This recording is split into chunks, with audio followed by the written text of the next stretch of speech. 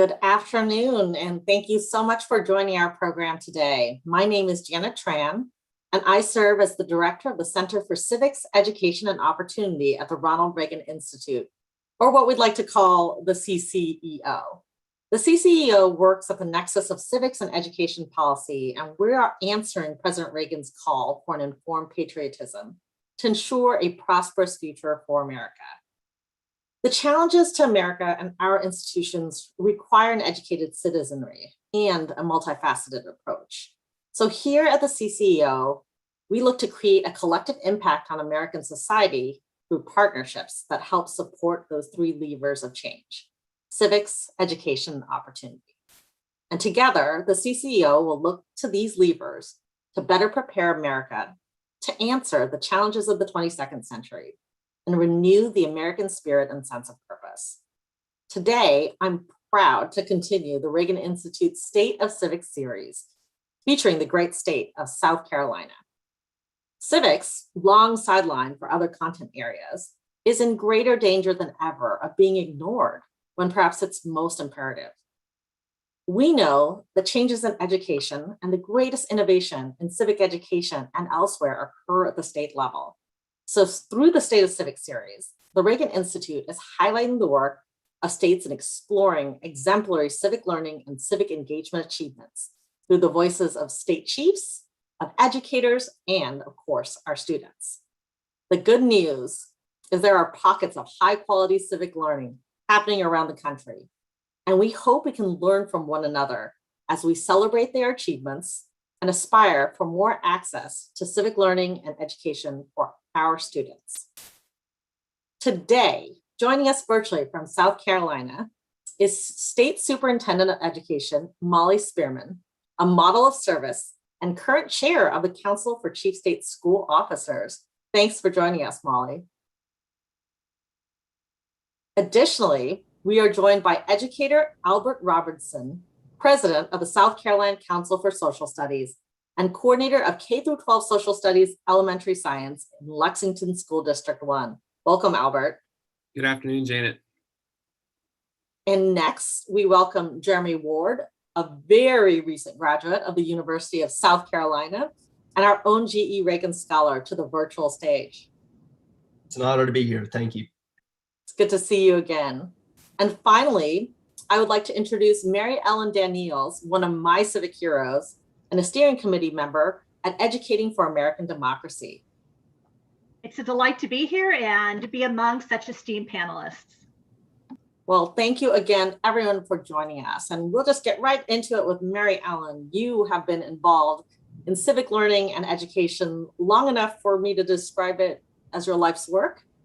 Around the country, there's been recent events that have hopefully shifted the demand for civics from passive to more active, and there are many exciting initiatives unfolding. So maybe if you could start us off with a 30,000 foot view, Mary Ellen, do you mind sharing what's happening at the national level in civics, besides policy, any new initiatives, any research or emerging trends? Let us know. Yeah, absolutely. Well, first, I'd like to say that one of the things I'm most excited about is that the civic mission of schools is becoming part of the national conversation after years of really being marginalized, really as an unintended consequence of national initiatives like No Child Left Behind, which was very ever present when I started my teaching career. But the current pandemic, the spread of misinformation, the increase in discord in American politics has really caused a growing concern about the survival of our constitutional republic. So there's lots of organizations, both in the education field and within civil society, that are discussing the need for civics.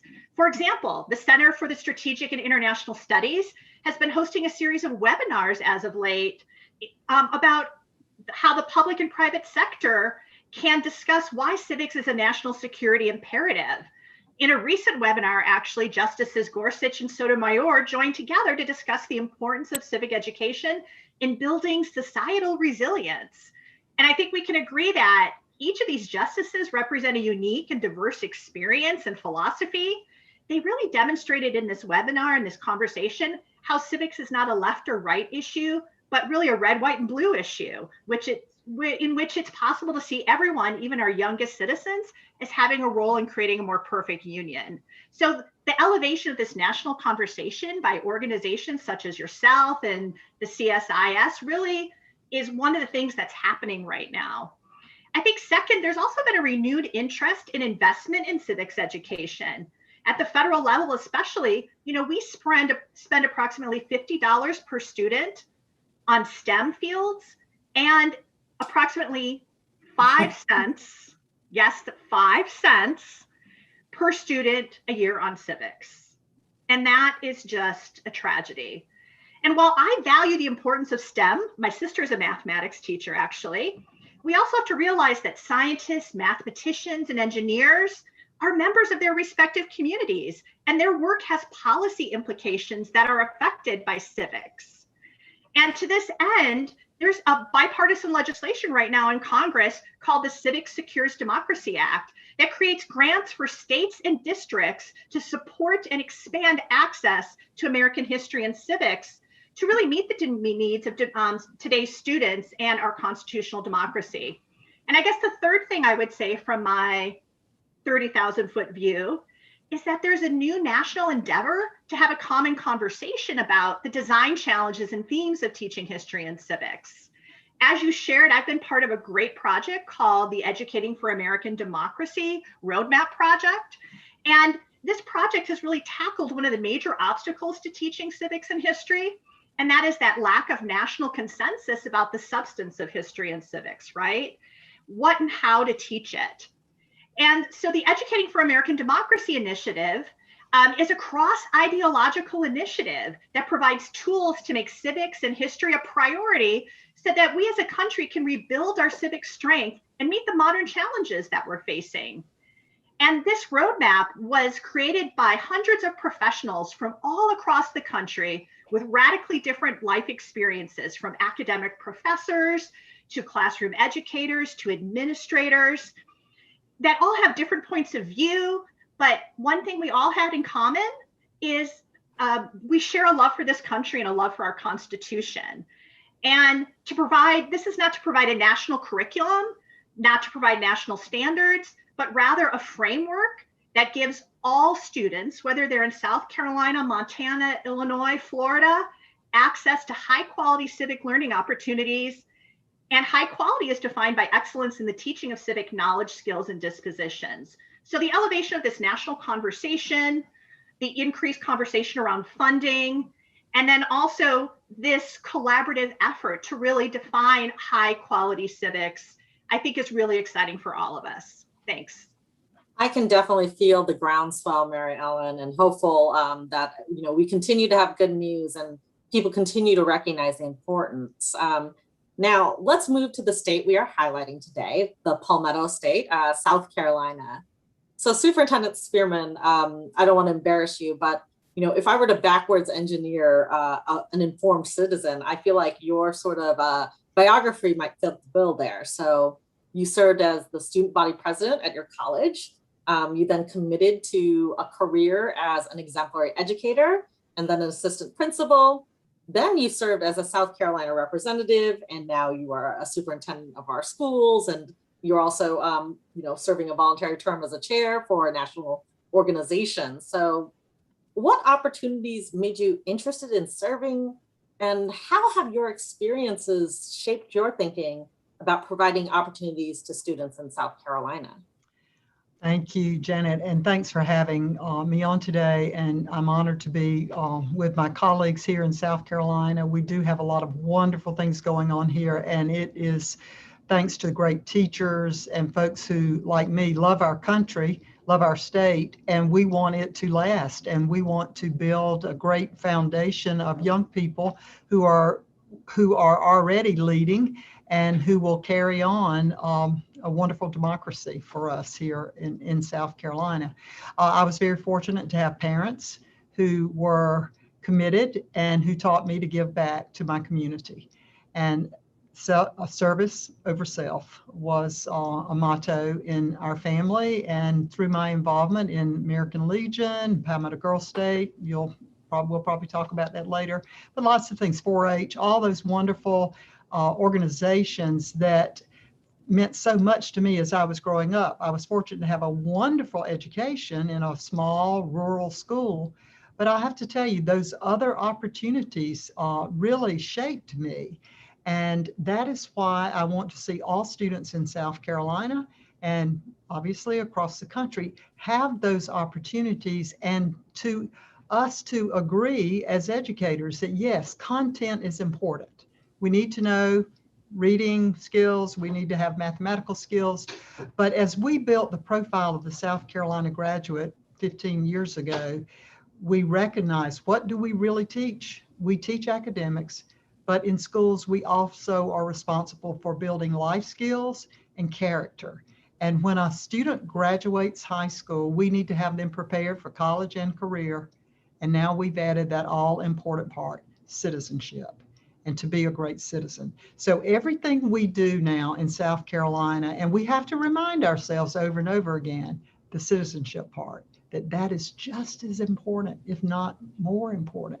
So we focus on that here in the agency. The state legislature has supported that. And obviously our teachers are the ones who are out there in the schools, in the communities, really doing great work.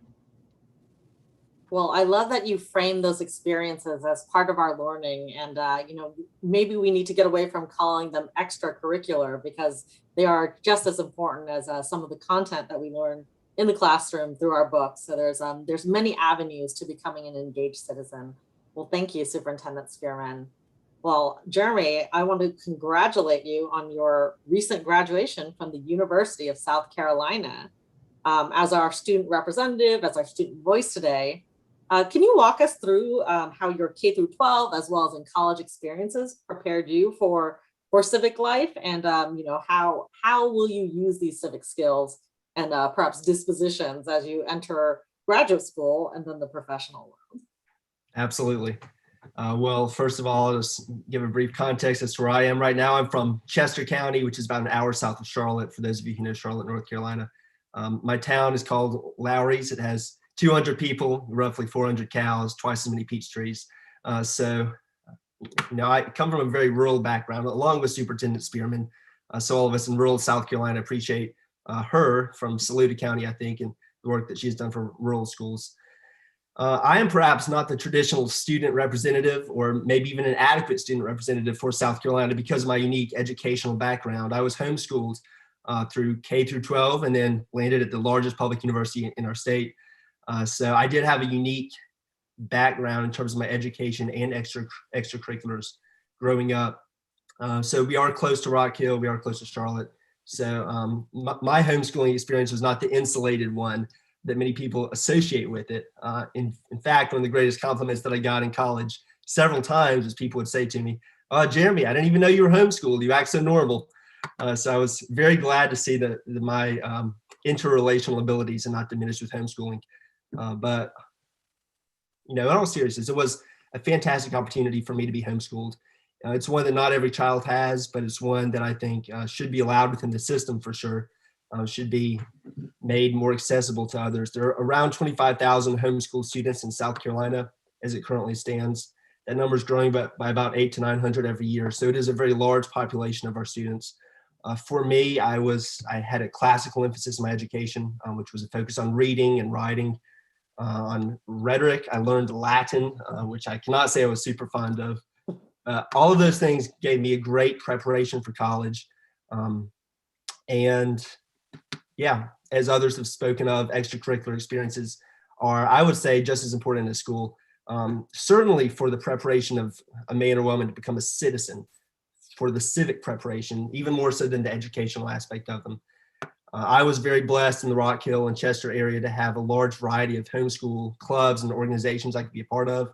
So I will briefly list a few of those. I was in a homeschool choir that had around 70 to 80 students.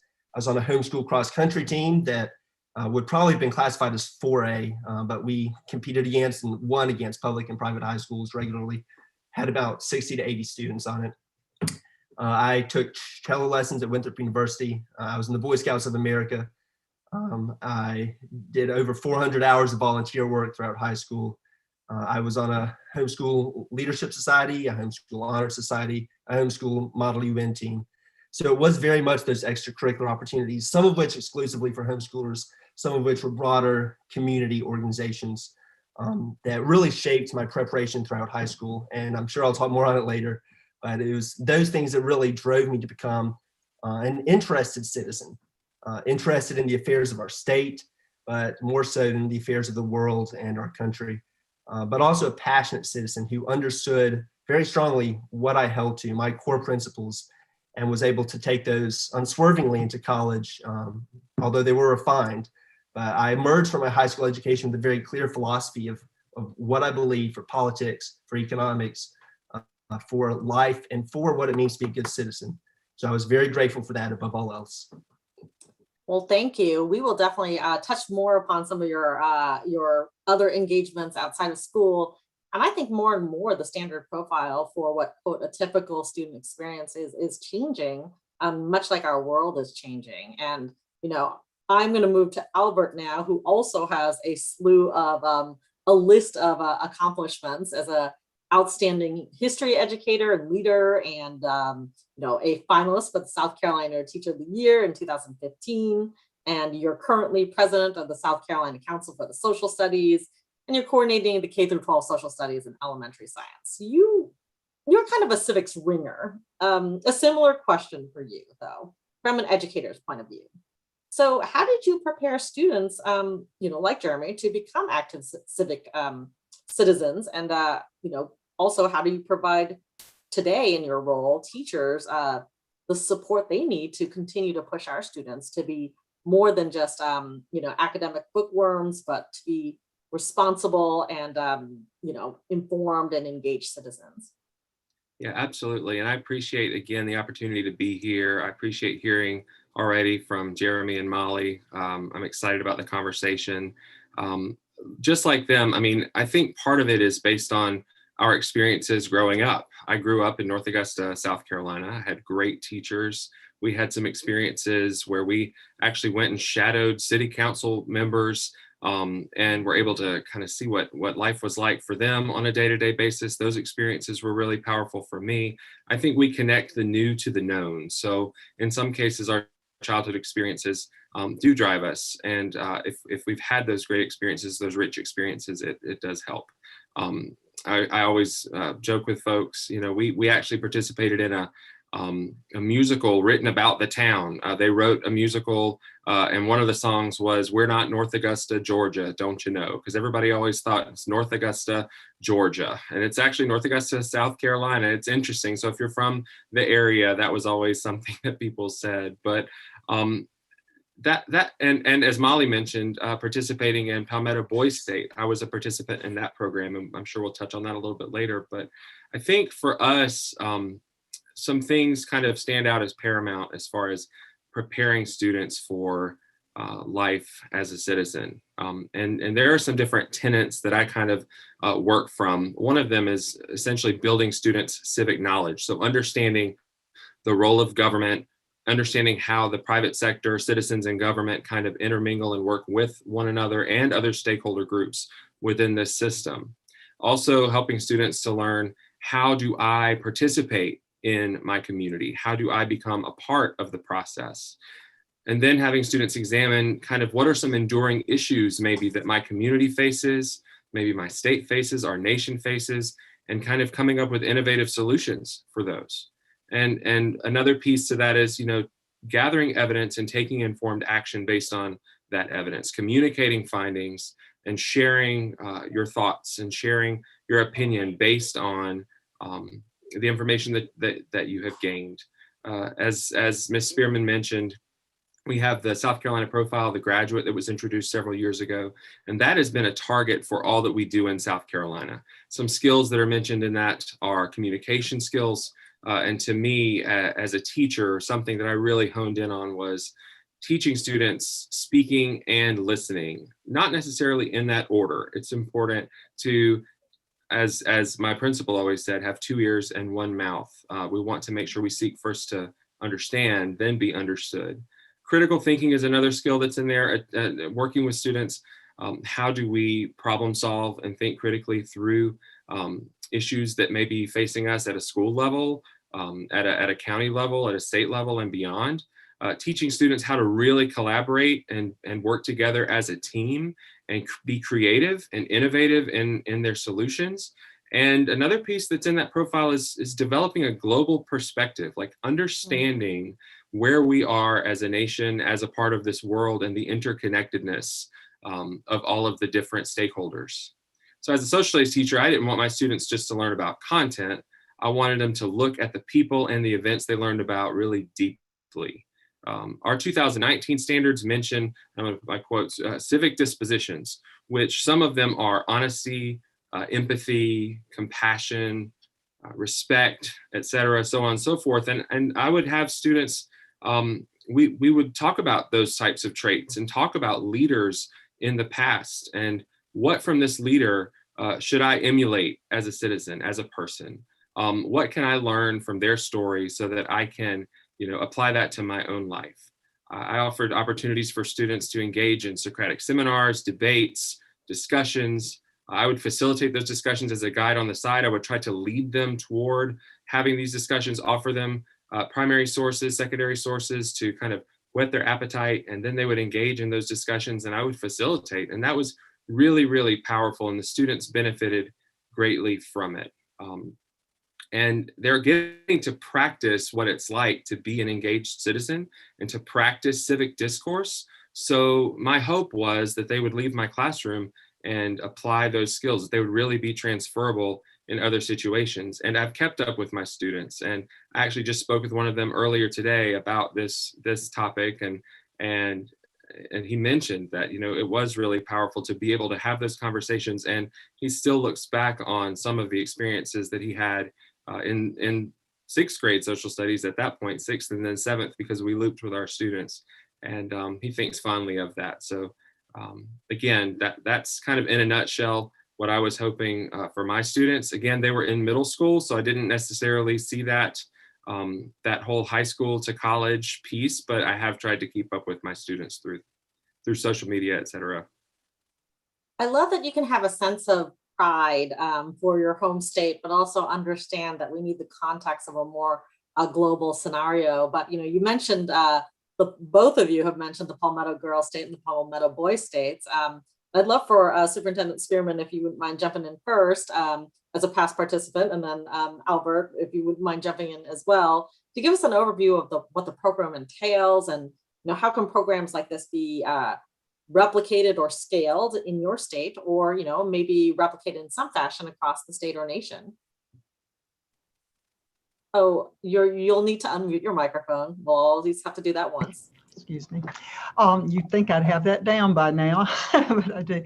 Well, Palmetto Boy State and Girl State is held across the country with local names. It's sponsored by the American Legion and the American Legion Auxiliary, and really started in the late 40s and 50s after World War II, when that organization realized that we needed to do a better job of training up our young people to appreciate know about our government and appreciate our country and love for country. It's for rising seniors and different ways that the students are selected, but again, sponsored by that organization, which has been so powerful, but honestly, in many communities is struggling also. The women formerly were in the auxiliary. Now that is all changing, but it's a wonderful program, a mock government where students come together to live, usually for a full week. They set up their local governments, their city governments, county governments, elect a state legislature, and then eventually even send 2 students to Girls Nation and Boys Nation. I had a chance to direct Girls Nation when President Clinton was in office, and he, by the way, is a former Boy State citizen from Arkansas. You remember that picture of him with John Kennedy. So the program has been around for a long time. It's still thriving. Teaching about government, why you need to be a good citizen, why do you need to be a participant, but it also connects the relationship building there for students across South Carolina to meet each other, rural kids living for a week in a very close quarters with urban students and just making friendships for life. So in fact, my best friends now are young ladies that are now women that I went to Girl State with or either worked with them in the program, which I still support. So it's a great organization, very similar to student legislature and other organizations. I think anytime we give an opportunity for students to come out of their shell in their own community and meet other people from their state or county and then work toward solving problems. And Albert mentioned that, but I think that's one thing that I'm so proud about here in South Carolina. We have established a personalized Office of Personalized Learning here at the State Department of Education and established competencies now, the 9 competencies that we want students to know. And one of them is to be or to show is to be an engaged citizen. So it all comes together, and there is learning that can take place in the classroom, but we need to respect the learning that can take place anywhere and anyway outside of the classroom. Albert, do you have anything to add? No, absolutely. And just as a side note, so I live in Whitmire, South Carolina, and I'm sort of kind of in the middle of Jeremy and Molly being in Saluda, Jeremy in Chester. So you'll probably go through Whitmire. If you drive on 121 or whatnot, you'll find all of us. How about that? So isn't that great? So when I went to Boys State, it was held at the Citadel. And now I think it's at Anderson University. I may be incorrect. Is that correct, Molly? And it was just a great experience. So you go and you become part of a town or a city, and it's named after a river in South Carolina. You learn cheers about the particular, like there are counselors that have been through the process before. And every day the scope gets a little bit bigger. So we'll have elections for like town council. And then the next couple of days we'll have elections for county council. And we'll have elections then for it's like governor. And then it culminates, like we all went to, and this was pre-COVID, right? This was, you know, and I'm sure it's going to be to some extent how they're going to try to figure that out. But we would go to the State House, and the representatives that were elected would actually meet with the real life people. So like our governor for Boys State would meet with the governor of South Carolina. And I remember Inez Tenenbaum at that point was our superintendent of education. And I know, Molly, you worked closely with her. And I vividly remember that day, her walking down those steps and just being like, wow, I think this is really, really cool. And I just thought it was a really unique experience and has been something that's really lasted with me. I would like to have more experiences like that for students across our state and our nation. And again, it's an out of the box kind of extracurricular. It's not necessarily something happening in the school, but definitely connected to the schools. I think what really resonates with us at the Reagan Institute to think about connecting across difference. So many of our issues in civil discourse and public life comes from us not knowing one another and not understanding the fabric of our state and our country. So that really resonated. And obviously the access to be able to visit the State House and see yourself in that role, and to say that, you know, this individual who's wielding a fair amount of power is interested in your life. It's such a critical piece of envisioning your sense of self. You know, before I leave you, Albert, I'd love to, you know, dig a little bit deeper. Not all programs have to be national in scope or scale or be around since 1940 to have, you know, to make a difference in students' lives. You spoke a little bit about the law and legal process being learned through a center that serves your district. And I'd love for folks to learn more and perhaps imagine how they could do something on a scale that could serve a small district, or, you know, do this in their own hometown. Yeah, absolutely. So in Lexington School District 1, we actually have a Center for Law and Global Policy Development. It's housed at River Bluff High School. It's this really innovative center where students actually come from multiple high schools. And now with Zoom, some of their classes are held online, and that's been helpful as well. But the focus is on international policy and legal professions. The group was actually just recognized as the state winners of the We the People competition. They really get the opportunity to dig in and solve real world current problems through using the language of the Constitution through that process, which is a great process. And I know you are aware of it, and I can't speak enough about it. It's a great process. The kids would amaze you at the level of expertise that they showcase through their answers. These students participate in externships with local law firms. They constantly are looking at the world around us and have discussions, like I mentioned, Socratic seminars, debates, and really dig into the Constitution and the structure of the government and how the different parts of government and how citizens and how the private sector, again, kind of commingle and work together.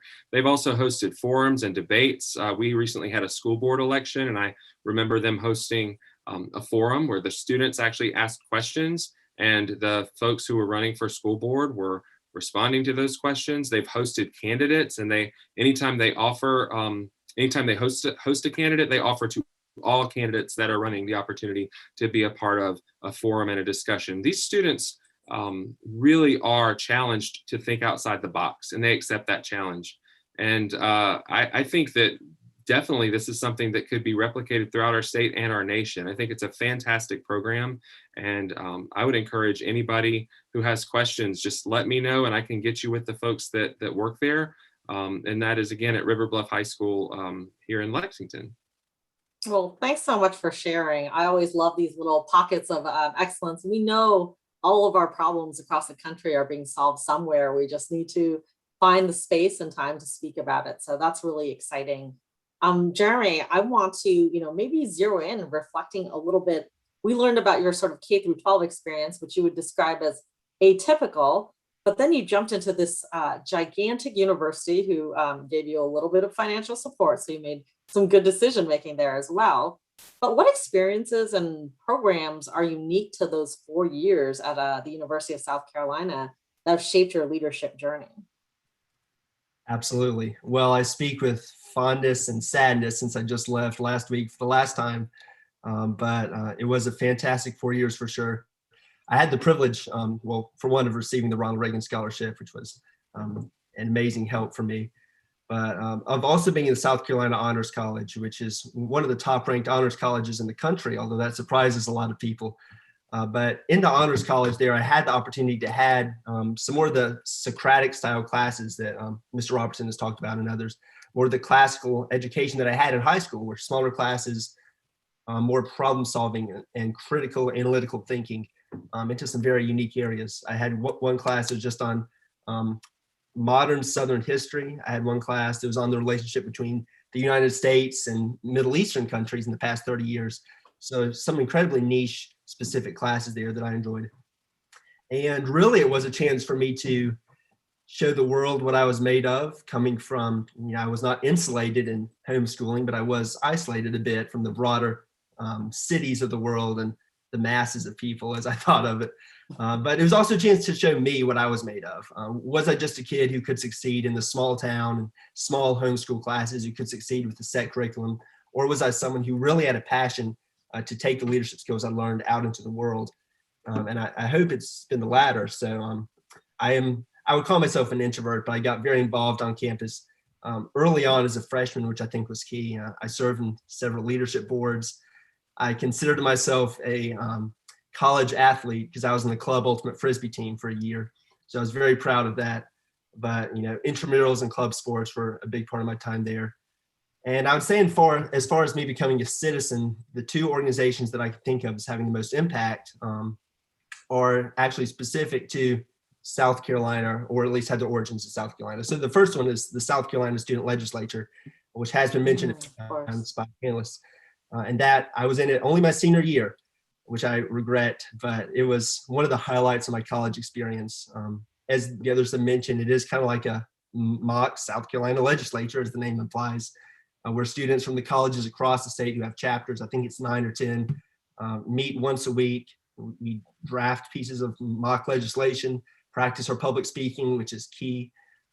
We at USC have a great mix of all political ideologies: conservative, libertarian, liberal, borderline communist, everything in between.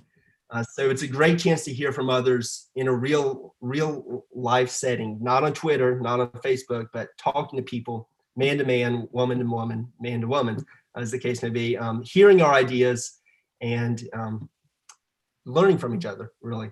So that was one of my greatest highlights of college. I also had the privilege to be a part of an old oratorical and literary society at USC called the Freudian Society, which has been around for several hundreds of years. They used to be more popular around most colleges, but essentially this organization was a chance for students in our school to come together and to practice public speaking, to hear each other's philosophical and political viewpoints on a variety of issues. So it was very similar to the student legislature, but just one more chance to practice being a leader and refining our ideas so that we knew what it would take, not just to be a citizen in our country and in our state, but an educated and informed leader who was able to hear from others and learn from them. And I think that's really one of the areas that, without us students seeking it out personally, is lacking in our education system. We have become increasingly isolated with those among our own political ideologies. And, this extends beyond just my age range, just to all Americans. We have become increasingly insulated and not willing to hear from or learn from others who don't have the same ideas. So my time in college, my discussions with others, my travels abroad, and these two organizations in specific were wonderful examples and opportunities for me to learn from others and to practice talking with others, even if I disagreed wholeheartedly with them, and trying to come away smiling and friends. So I was very grateful for all those opportunities. Well, I think that's our hope, that when we send our students into their post-secondary adventures, that they are, opening their worldviews and, not necessarily to change their values, but to at least understand where other people come from. So I love that these organizations, I hear throughout the threads here the concepts of listening and, of course, speaking and strong communication. But that doesn't just mean being persuasive. It also means how do you speak to different audiences. So thanks so much for sharing, those experiences with us. I'm going to move us to the very fun topic, a student's favorite topic of assessment. But we all know that it's instrumental to our teaching and our learning. And in some form or another, we are going to have to find ways to assess what is happening in our classrooms and in our schools. So, Superintendent Spearman, in what ways is South Carolina measuring perhaps civic learning through schools' evaluation systems? And in what ways can we ensure that our students are they have access to these learning opportunities, especially in these really challenging times? Well, it was very important to me when I was first elected to this office in 2014, took office in January of 2015. We were in the midst of rewriting our accountability system. Prior, the accountability system and schools were rated based on, in high school, how well they did on the ACT or SAT. That was it. And our younger student, our elementary schools and middle schools were rated based on one test score. That did not match the profile of South Carolina graduate. Not at all. Not at all. So it took, I think we all knew that, and it gave us an opportunity with every Student Succeed Act to make it better. And we have, but it's not as far as it should go, in my opinion. Our high schools are measured on a variety of measurements, including now ACT, SAT scores, but also how many credentials, skill-based credentials do students get? How do the students measure up on the ASVAB, the military entrance exam? In fact, one thing I want to mention real quick, we're a state, and this is a great project, I think, for other states, and we've had a few to copy us, which is very flattering. But we now give a red, white, and blue honor cord to every South Carolina student who goes into the military or to a military service academy when they graduate from high school. And they wear these during their graduation ceremony, which has done a lot for us just to recognize that there are many different pathways that students have to choose from for their career. And we need to respect that and honor that. And that there are ways to be successful through many, many different careers. But back to assessments, we do measure our high school based on activities. We do have several assessments. We require a course to get your high school diploma in history. They must take and pass a course in U.S. history and the Constitution, and that includes an end of course examination. The course is required to include study on the U.S. Constitution, Declaration of Independence, and just recently the Emancipation Proclamation was added to that and the Federalist Papers. And those scores are calculated into our school report card and how our high schools are rated. We also have the James B. Edwards Civics Education Initiative, named for one of our former governors, requires that the United States Citizenship and Immigration Services civics test is administered to all students. And those scores, passing tests, are calculated also included on the report card. So while we do not give a social studies exam to 3rd and 8th graders, that was done for a number of years, and it was quite controversial when we dropped that, but I'll say it was in response to over-assessment, cries from teachers and parents and students alike, just saying, we assess too much. So our state decided to go with whatever the federal requirements were. Those were the tests that we would give in 3rd through 8th grade. But as we wrote our latest edition of our social studies standards, I'm really proud. Albert and many of our teachers were involved in that work. I think we really improved our standards, the depth of knowledge that's required, and we're focused now more on performance, on competencies that you obtain in social studies and civics. And I hope that we will soon have measurements and assessments there to be able to show competencies. If I can add, Albert talked about the program there at River Bluff High School in Lexington 1. I want to just add to it that's high school, and their feeder schools are one of the first in America to have expeditionary learning available all the way through the pipeline. So you can go and visit that school and see that the students are engaged with, they must identify problems in the community. They must work together in groups to come up with solutions and presentations to the community. It's quite extraordinary. The students run their parent conference discussions, giving those students responsibilities to participate, and it is extraordinary to see, and I would encourage folks to check that out. We're quite proud of what they've accomplished there in Lexington 1. I think that's fantastic to weave in sort of these scores on these tests to the profile of learning. I think there's a real misunderstanding that the only way to evaluate is through these really high stakes formative tests, when if it's woven into your school and curriculum and students are already learning about the Constitution, our founding documents, and now the Emancipation Proclamation, to simply weave that into the profile. And there's a lot of findings that say, if a principal is simply asked what they're doing about civics, they were more likely to emphasize that in school. So weaving that into the profile is absolutely one way to ensure that's part of our evaluation systems. I've heard that in this tumultuous year, though, you've also opened up an SEL portal to support students, and goodness knows that our students needed the support this school year. I'd love for you to share more about your sort of new project here and what you hope to achieve through this portal. Well, yes, we did. Just last fall, we launched a new website, sel.ed.sc.gov,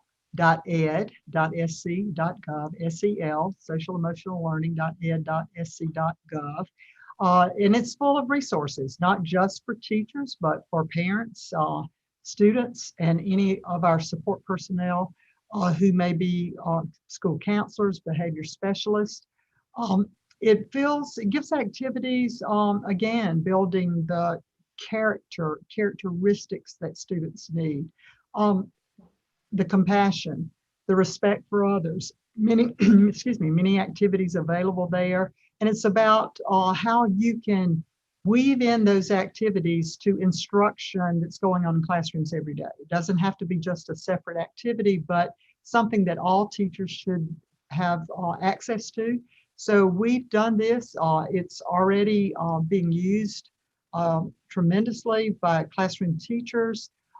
There are integrated SEL lessons for 4K through 6th grade, which really allow students to focus on learning about themselves and others, enjoying interaction and communication and writing skills. So I'd invite folks to check that out. We're quite proud of it. Well, thanks so much for making this a priority for our students, and the emphasis on this doesn't have to be SEL hour, but these skills and these competencies can be woven in horizontals to the to the verticals of of what we're trying to achieve here to support our students.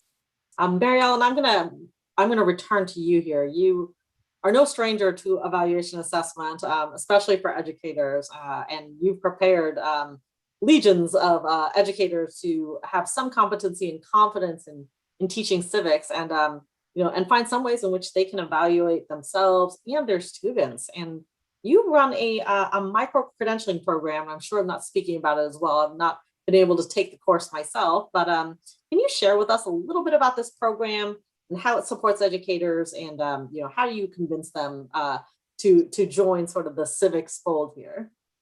Yeah, so thanks for that question. And I think, when I engage stakeholders, whether it's educators, administrators, or even parents around the conversation of what should assessment in civics look like, I always start with the question, why teach civics? And that word cloud that's created by multiple stakeholders certainly has elements in it that relate to constitutional concepts and the working of our democratic institutions. But I also see a lot of responses that are skill-based, that really emulate some of the comments that Albert and Jeremy already shared about, like speaking and listening, problem solving, collaboration, speaking across differences, taking informed action. And that word cloud also illustrates some of those SEL-aligned dispositions that the state superintendent shared so eloquently, really summed up in that idea of service over self in her opening comments. So I think when I start that conversation in the micro-credentials that we do around preparing teachers to be guardians of democracy, and also in face-to-face workshops, our assessments need to really reflect that nuanced why. I think we're doing pretty well with things like constitution tests, or in some areas, citizenship tests. But what are these other assessments that we use to really measure that complete citizen, right? So to this end, tandem to my work with micro-credentials is I served on the pedagogy committee for the Educating with American Democracy roadmap as well. And these things really align because, civics teachers really honor their commitment to excellence for all students and their investment in their own growth as educators in things like micro-credentials by analyzing information about student learning and refining instruction using assessments, right? This type of rich and multi-sided assessment not only measures learning, but it also strengthens the culture of rigor and reflection, those SEL things that we just talked about. And it builds in metacognition and awareness in students of how they learn and what interests and motivates them. I think a lot of times assessment is seen by educators and students as a hammer instead of as a flashlight. And I think we really need to reframe that. And this pedagogy companion that's available really provides teacher moves, student moves, administrator moves, and school district moves as well, so that we have this common ownership of assessment that goes beyond assessment, pardon the colorful description, as just being an autopsy of learning, something that we do to look back, but really it's an important part of the learning process, right? And these assessments should be aligned with learning goals and state standards. And, again, going back to that Civic Secures Democracy Act, one of the things that's really exciting about that proposal is really leveraging the NAEP data to really provide rich data on student outcomes for teachers, school districts, and states alike. And I think something else in my work with teachers to build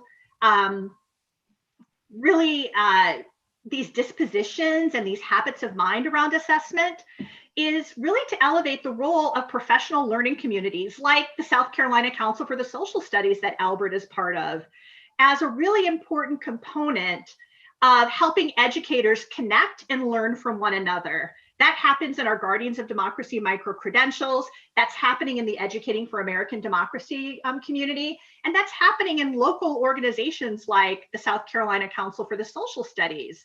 These organizations really help educators critically reflect on their own practices and have dialogue across differences to meet the design challenges of teaching civics and history today. And it also connects them with really great organizations that do assessment well. I know in my pre-service preparation, I did not have a lot about how to create an assessment for my students, right? Beyond like, look at the, end of unit multiple choice test that the textbook company provides. A lot of nodding from the former educators here. And again, if there's not a high stakes test, teachers have the onus of that formative and summative assessment. So, these professional learning communities are super important to connect folks with people like the Stanford History Education Project that has great assessments around civic online reasoning, or iCivics, they have DB Quest that really kind of gets into the use of primary sources and analysis of documents. Or the University of Michigan has something that's called Read, Think, and Inquire, right? Read, Inquire, Write, actually is what it is. That provides manageable, useful tools for teachers to use in their classroom. So again, starting with that why do we teach civics? Mm-hmm. And then do our assessments reflect that why? And if they don't, what are the communities, what are the resources, what are the connections I can use to build my efficacy in that? I think you've struck a really strong chord. As a former teacher, the why is very important. I've always felt, and as a social studies department chair, I felt that if you convince teachers that that's the right thing to do for our students, they're going to find a way to do it. However, that convincing part sometimes takes the most times because there is a influx of, triaging to do when you are a classroom teacher. So really striking at the heart of why is really important. So thanks so much for sharing. And I hope some teachers in our audience today look to join your program there. Jeremy, I know you have a bit of a roadmap. Everyone's least favorite question is, what are you going to do after you graduate? And you are only 1 week freshly graduated. So I won't force you to do that too much here. But I know you've spoken a lot about your education journey and some of the leadership roles you've had in both the K through 12 and college experiences. I'm curious as to what civic leadership examples you had to look at. And what does that role of mentorship play for you? Absolutely. Well, that's a fantastic question. I can briefly cover my roadmap just for any interested folks out there. So I'm headed to Georgia Tech in Atlanta in the fall. Just started 2 years. Congratulations. City and regional planning there. And then I hope to move into city planning, specifically helping rural areas and small towns like the one I've come from. So that's where I'm headed in the future. As far as my past and mentorship, obviously, I think mentorship and involvement of elders specifically in the lives of young kids and youth is critical, absolutely critical to their personal growth, their understanding of their role within the town, within the region, within the state, within the country. I think that's perhaps the single greatest area that we lack as a society is the mentorship, the role of mentors. And I know that many people have them. Our state teachers certainly are many excellent examples of that. And, I'm not in the public school system in K through 12, but I know tons of teachers and see the time and effort that they pour into their children. So I would say that they are ones. As far as my personal life, I had the opportunity to start working on a farm when I was 13 on a local produce and vegetable farm. That was a great opportunity for me for a variety of reasons. As a homeschool student, I was, had an emphasis on reading from my curriculum, and being kind of a precocious kid, I'd sit around and read War and Peace all day and think I was really making progress.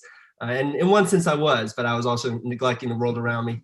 So when I was 14, actually, I had the opportunity to go out and start picking strawberries every morning in the spring at a local farm alongside a team of migrant workers and the farm owners themselves, and really learned values there. And I would say that both of those groups are my mentors in a way. The migrant workers, primarily from Mexico and Guatemala, were some of the hardest workers I've ever known, and really showed me that, my reading skill did not necessarily translate to skill in picking strawberries.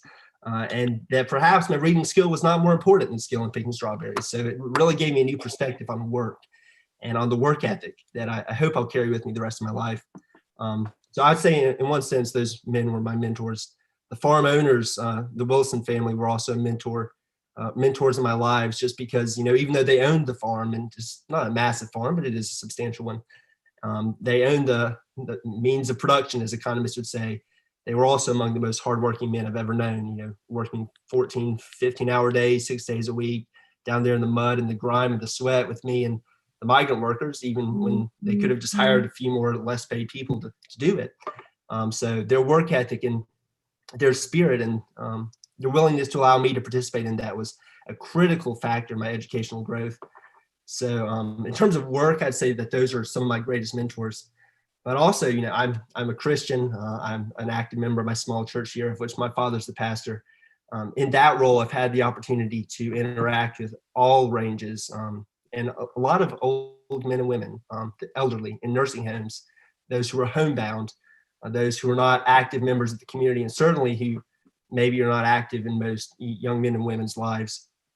And from them, just a list of names: Edith Hall, Julia Abel, Sarah and Ray Williams, and others. The conversations I've had with them and hearing their story of South Carolina in the 20th century and the ways that they've navigated the whims of life and the lessons that they have for me have been exponentially more than I've learned in the classroom as far as the practical philosophy of one's life, the ways to interact with humans, the ways to interact with your state, and what it means to be a good citizen. So to all of those who are out there, I would just emphasize, from a young perspective, fresh out of school, the interactions that you have with the boys and girls who might be younger than you, even if they're small interactions, but a few conversations here and there, or an active mentorship role, can be some of the most influential and impactful in their lives. So certainly encourage you to take up and seek those opportunities if you've not already, because we're not the most appreciative crowd, and we might not express our gratitude openly to you, but it touches us in ways that we might never understand. So in advance. I really appreciate that. I'm sure all the former educators here appreciate your reflection there, as we run across so many young people. I'm just so moved by your also reflection on the dignity of work and what's service and leadership looks like, that as a leader you need to be willing to work just as hard, if not harder, than those who you perhaps are leading. So, and also thinking about this this camaraderie that you have when you are working in service together. So I really appreciate those reflections on faith, leadership, and dignity of work, Jeremy. I want to say that we have examined, 2 states prior, Wyoming and Tennessee, and then today South Carolina, and they are so different. I'm so impressed by the diversity of priorities and content. So it's pretty clear that we will not have a consensus on what curriculum there is, because there may not be the opportunity to learn on a farm in California or other states or whatever the case is. Yet teachers often cite a need for plans and developing lesson plans. I know I did as a young teacher. I definitely needed some sort of framework or guidance or some curriculum available. However, I wouldn't have wanted the same one that was, perhaps in New York City.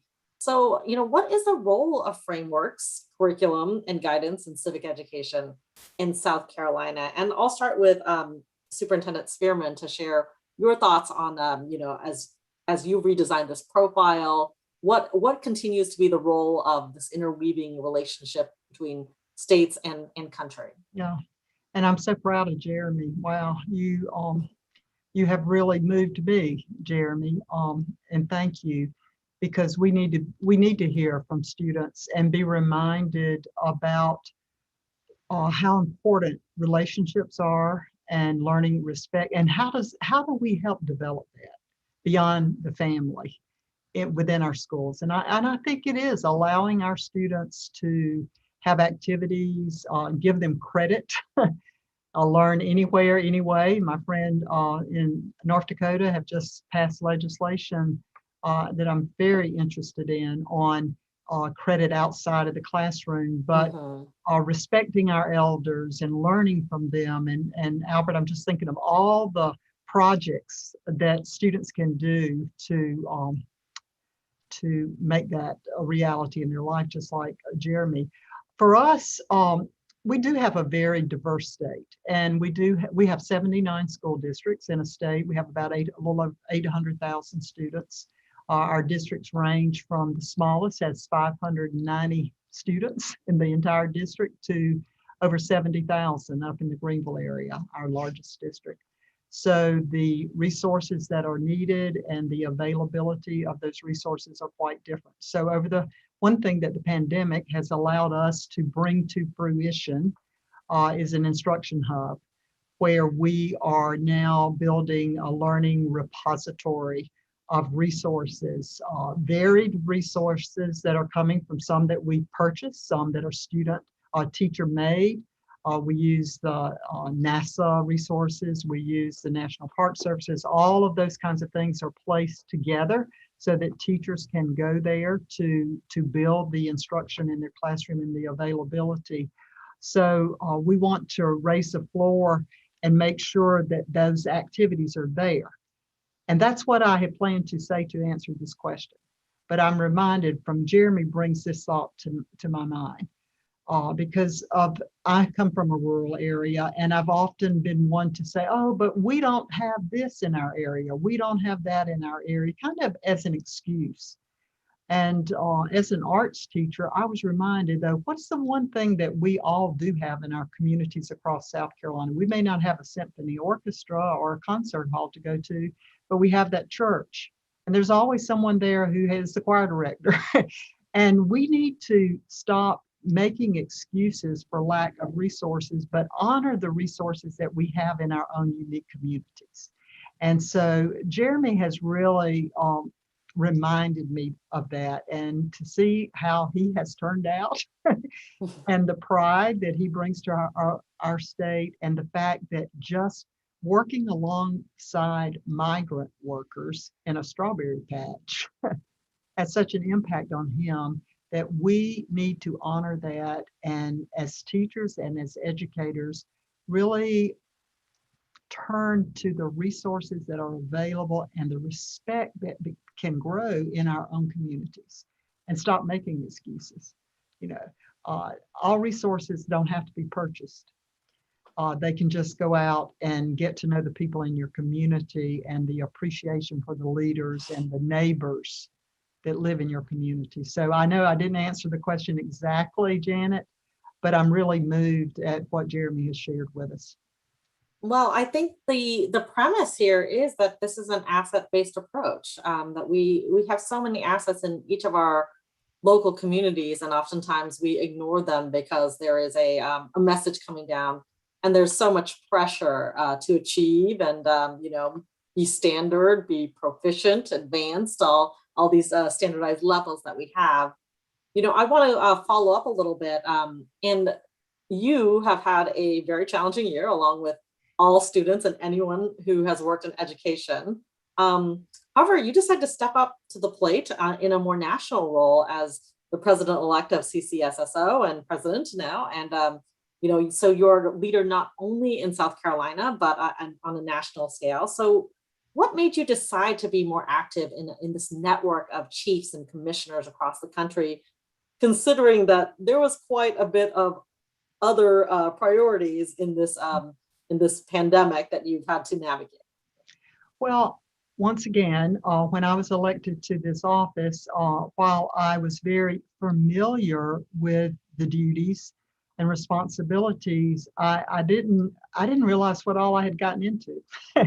And I had to call on a national association, the Council of Chief State School Officers, CCSSO, of which we were a member. They came to my rescue and came here and helped me develop our organization, our priorities. And the organization has really been very important to me in my first term and in second term. And, you know, the old give back to your community motto, I really felt it was my responsibility. I'm one of the most senior state superintendents. That's one thing I learned. It's a tough job. It's a tough job. I'm one of 13, 14 elected state superintendents. There are others that are appointed. And the average term is a little, not quite 2 years. So there's an awful lot of turnover. So it gave me a chance to be one of the longest serving members. And just again, that to give back to the organization that had helped me. And that sounds warm and fuzzy, and it is, but that's the truth, that it was my responsibility to help lead and to really be there for those new superintendents as they come in. CCSSO is a wonderful organization with a very difficult role because they pull together all of us across the nation with many different ideologies, but our goal to have all students prepared is one. So we can always find some common ground that we can work on. So still, again, it's that service above self and the message I like to give to young people to give back to the community. So Jeremy, we want you to go to Georgia Tech, but come on back to South Carolina in another couple of years, okay? I certainly plan to. Sounds like you have a roadmap for him as well. So maybe we can find some sort of compromise there. So I think what's really resonating with me here is this premise of a need for mentorship, a community of practice, looking at colleagues, whether you're a chief or you're a teacher. And I want to go back to Mary Ellen and think about the fact that you have this program where you're training teachers to implement civics, but you're really looking at this not just through the lens of history. So, what does this community look like, and how does this actually look like in subjects such as ELA, math, and science? Is it possible for our beleaguered teachers to incorporate civics in their hour, 45 minutes that they have with students every day, in light of all the other pressures that they have? And what sort of community do you hope to build to support this? Yeah, so in our Guardians of Democracy micro-credential program, this is something we've built with partners at Reagan Institute at the University of Central Florida and in tandem with Circle out of Tufts University, that really embraces the idea that all teachers are civics teachers. We really believe that all teachers send messages to students about power, justice, freedom, and representation by the norms they employ in their classroom, the content they choose to curate and use with students, and even the way we incorporate student voice in those SEL dispositions that the state superintendent talked about in the governance and ownership of classroom learning. So in our Guardians of Democracy program, we've not only had civics educators and social studies educators, but we've had dance instructors, we've had ELA teachers, we've had math teachers, we've had science teachers come to this space to learn how they can really facilitate current and controversial issue discussions, even simulations of democratic processes, things like town halls or moot courts, and even taking informed action to help students be personally responsible citizens. Because, when current events happen, and we've had a lot of them over the last year that we've been responding to, right? We've had to drop those lesson plans and make a space to respond to current events. All of us have a role in doing that. All of us in our respective fields have a unique lens to help students prepare for college, career, and civic life. So, I think as we think about making space to do this across the disciplines and across, not just out in civics, but making space for this in all fields, I think we all have to realize that no matter what your field is, whether you're a dancer, a poet, an engineer, a mathematician, a professional football player, we're all members of our communities. We are all embodied in that statement in the preamble of we the people. We all have different gifts and talents and lived experiences, whether we're from a metro or rural area, whatever our ethnicity, whatever those demographics say, we all have a responsibility to make that more perfect union. And there's policy implications to what scientists do. There's implications that the math field can bring in to help us, sort through data and navigate information more clearly. Again, if information is the currency of democracy, all of the fields across the disciplines really have to make sure that all stakeholders are really circulating sound currency if our constitutional republic is going to thrive. So again, as I think about this work in civics, these knowledge, skills, and dispositions, yes, social studies teachers like Albert have a specific expertise in disciplinary content, but Albert, myself, you, Janet, we have to be ambassadors to our colleagues in these other fields as well and help build these civic knowledge, skills, and dispositions in them as well, so that civics isn't something we're adding to the plate, but it is really the plate by which we build SEL, literacy skills, all of these things that we're calling upon schools to do. I'm so glad you touched on policy, because I know, Albert's previously spoken quite a bit about the crucial role that teachers' voices can play in civic education policy. So I don't know if you want to add on, Albert, about, potentially how teachers can realize the full potential of their voice to advocate for changes needed for their students to thrive in civic life. Yeah, no, absolutely. And I wanted to piggyback off of what she just said, just to talk about how in concert we can do these great things with this sort of transdisciplinary approach. So when I was at Meadow Glen Middle School, I looped with students in 6th grade and 7th grade, and that is the school that feeds into River Bluff. So it's an expeditionary learning school. So we planned a multidisciplinary expedition called the Choice to Serve. And in that expedition, which was really driven by students, we invited over 70 veterans of all ages, and students made documentaries about each one of them, about their experiences and the choice that they made to serve in the military. Students did this in ELA and math, science, and social studies. This was a transdisciplinary approach, and even arts, the arts teachers were involved as well. I mean, these were veterans from World War II, Korea, Vietnam. They were stateside folks, a very diverse group from all over. And some of them, honestly, we have lost since. This was a project that, and this intersects with so many things that we've been talking about, the assessment piece. Like, I don't know how to assess that. The students saying, this was the most meaningful thing I've ever done in a school, and this person taught me this, this, and this. And it was definitely one of the most, it was the paramount, most meaningful thing that I've ever done as an educator. And to see those folks come back, to take groups of students to assisted living facilities and capture those stories and be able to provide those stories for those families, it was so powerful. And we were able to thankfully have the media come out and share and kind of spread the word about that project. And that is something they have since continued with. So I would be remiss if I did not mention, this is just yet another example of this transdisciplinary kind of approach, how we can do this in concert. It doesn't just need to be relegated to the social studies. It's super important that everybody get involved. It is the plate. Now, as far as teachers and teacher voice and administrators getting involved in the conversation, get active. Follow the bills in the House and the Senate, the state and the national level, and be part of the conversation. Share praise as well as polish. You don't want to just be, just like with students, right? We want to say, thank you so much for this bill that is allowing for a teacher raise. Thank you so much for this bill that is going to improve infrastructure within the state. So you're going to build that kind of emotional piggy bank, right? And then when you come with a request or with a concern, you've built a relationship.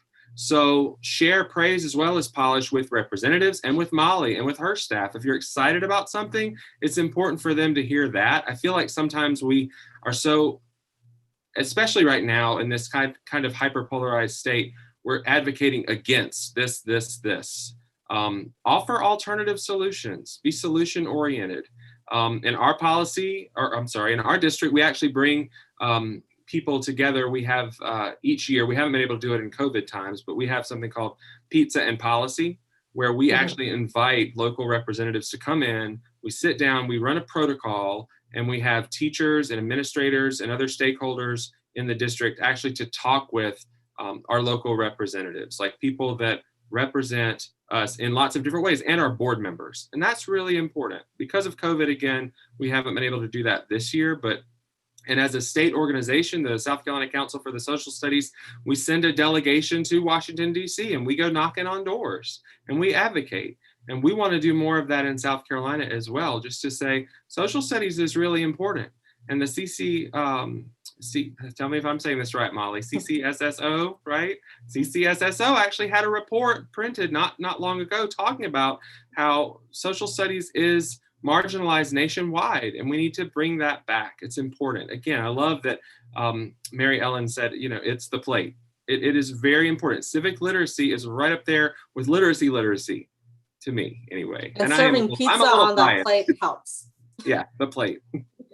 Serving pizza always helps. I think breaking bread is part of the discourse as well. I'm really glad you brought up this premise of dissent, positive dissent, really, that you're sharing, because a few of our audience questions have been covered about, how we can ensure that civics is being taught over perhaps math and ELA, and how we can get quality social studies instruction to every child in K through 12.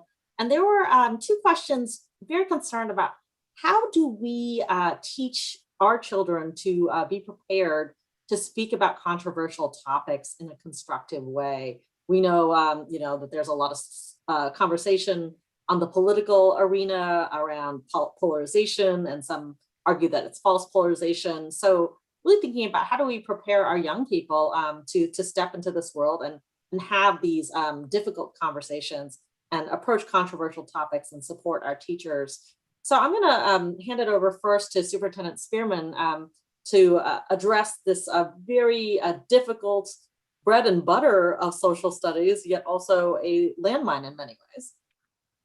Right. I was just in a school early last week, I believe it was a high school leadership class, and raging that week and across America is this debate about mask, unmask. And I threw that question out to those students, a class of about 30. One young lady spoke up, with her mask. I think we need to take these off. She gave her opinion. And I said, does anybody else feel the same way? Nobody spoke. Finally, one young man had the courage to raise his hand and say, I disagree with you. And they held a very civil conversation, which was helpful to me. And we need more of that happening. And I complimented them and the teacher because she had established an environment in her classroom that allowed for that discussion to be held in a very respectful, civil way. So I would just encourage our teachers to set that type of environment in your school. And it can start early on with our youngest children in elementary school having discussions about rules and whatever. We have to be very careful. We have to, it doesn't have to be a partisan type discussion early on, but I think having that environment set where children feel safe, and the discussion is really as much about learning respect and civility as it is the ideas that are presented. So I want to help teachers with professional development that will help them understand the uniqueness of each of their students. I think they need to understand that, and they need to be able to know how to manage a conversation with their students as an environment is set where that can be done very civilly. And that's what America really needs, isn't it? Young Right. people. And I hope that Albert and Mary Ellen, you have something to add on. I will say that as a lover of history, I realized living through a lot of historical moments is actually not something I love very much. So we've had to use the word unprecedented more times in the last 16 months than I think I've ever used in my lifetime. So I don't know if Mary Ellen, you'd like to jump in. I know there's research out there on how to teach controversial topics, but exposing my vulnerabilities as a young teacher back in the day, I did not feel supported in bringing up these topics, and I wasn't sure if I was doing these topics justice or if I was even helping my students. So how can we make sure that our teachers can feel like they're doing the right thing as well? Yeah, I think what State Superintendent Spearman said is so important, and I think it begins with professional development, helping build these capacities in teachers to learn how to curate topics, how to curate an open topic versus a closed topic, what is appropriate for these sorts of discussions, and then to match the right strategy with that topic. Much like a good lesson plan, these conversations don't just happen. That conversation that Superintendent Spearman observed, that was planning by teachers, by that teacher. She probably curated that strategy and built capacity in her students to employ norms to have that dialogue. So I think getting that professional development to teachers about how to pick the right topic, what are the strategies and structured ways in which you can have these discussions, whether it be a Socratic dialogue that Jeremy shared or something like a structured academic controversy or a town hall, what is that strategy that they can use? Also, engaging student voice and SEL competency in creating and upholding norms, asking them, what does a great discussion look like, feel like, sound like? And giving them some voice in creating and upholding those norms. So there's partners in these conversations. And I think also we have to teach our kids the language of dialogue and deliberation. When I taught government and civics, I taught sheltered government with English language learners, and I often taught government with students that had individualized educational plans and 504s, and I had to give them sentence starters and the language of these conversations and help them practice that language. How do you invite someone else in? If I don't agree with someone, what's a respectful way where I can draw out more information? And what's the language to help kids listen to understand instead of just to respond, right? And what's the language to go deeper in conversation? So I think all of this begins with really rich professional development that can happen in state organizations like the South Carolina Council for the Social Studies, or a micro-credential program like we have, the Guardians of Democracy, which is free to teachers all over the United States, or engaging in workshops with the Reagan Institute. That's really where the start is, to build these capacities in teachers. And I will say too, I know that because the two gentlemen that work in Molly's office that serve as Ed Associates for Social Studies are on our board for the South Carolina Council for the Social Studies. They are ex officio members. So I've actually had some interactions with them. They're actually doing a professional learning opportunity soon, and they have done variations of it in the past, but essentially controversy in the classroom and how to appropriately have those conversations. I think it's really important to look at using protocols with students. We have found those to be very, very helpful. And there are a variety of those out there. And again, at our South Carolina Council for the Social Studies, we have an annual conference, and we have those groups that have created those protocols share. We also have presenters, and we're intentionally looking at presentations for this fall that deal with, okay, how do we help students unpack, when the world hands us curriculum? Essentially, that's what's happening, right? And how do we help, instead of just continuing to cover, how do we help the kids uncover and kind of discover, what their stance is on this particular issue, using primary and secondary sources and looking at the world around them. So I think that's really, really important, and something we're going to continue to work on and aspire to. And something else, again, as you mentioned, SEL, Mary Ellen, we cannot just, sometimes things happen, and we have to make sure that our kids are okay. And again, like, there are structures in place, like SEL structures, but just offering space where teachers and students can have conversations, just making sure parents are partners with us in those conversations.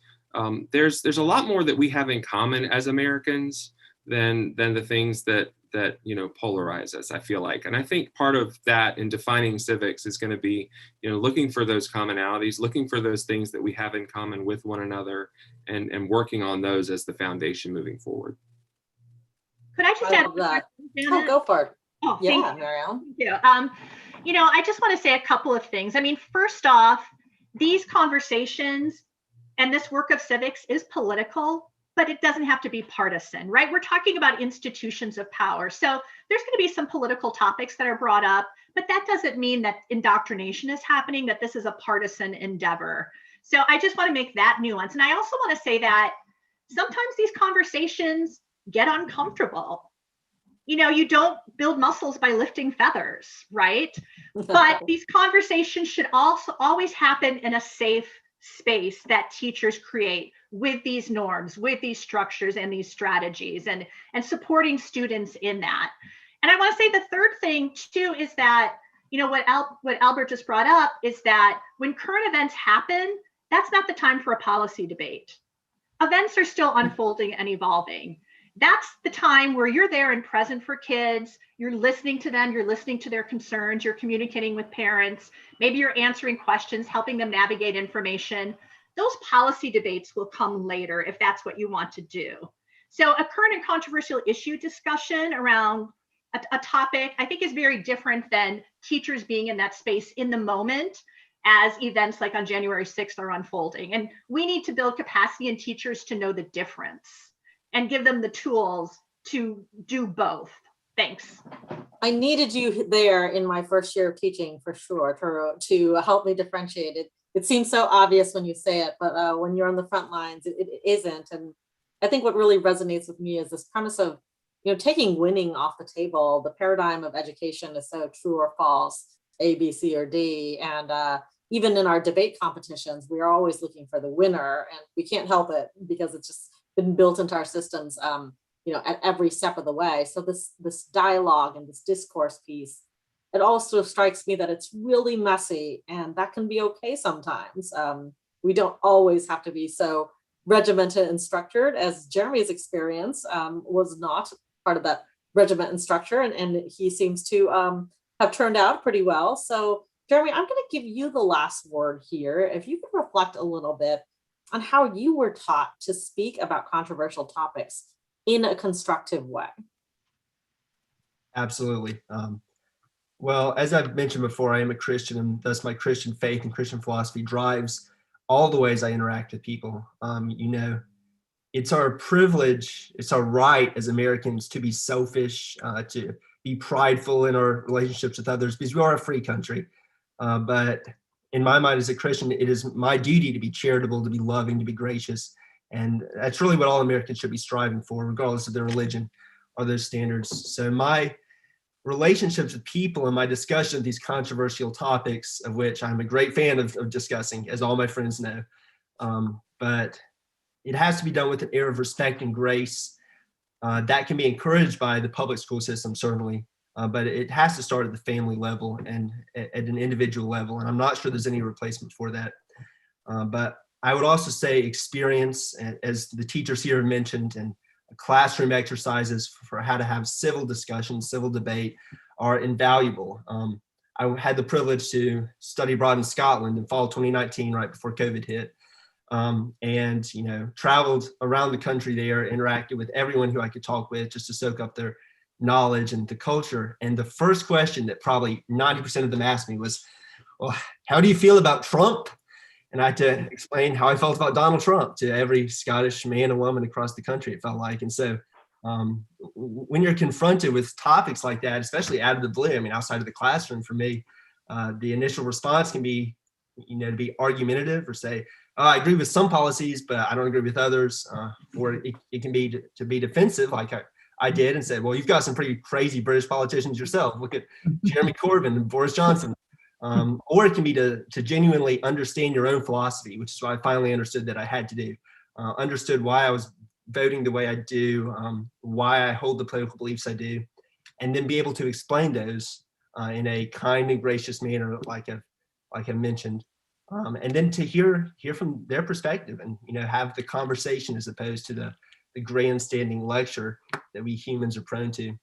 So there's no replacement for practice when it comes to how to hold these civil discussions.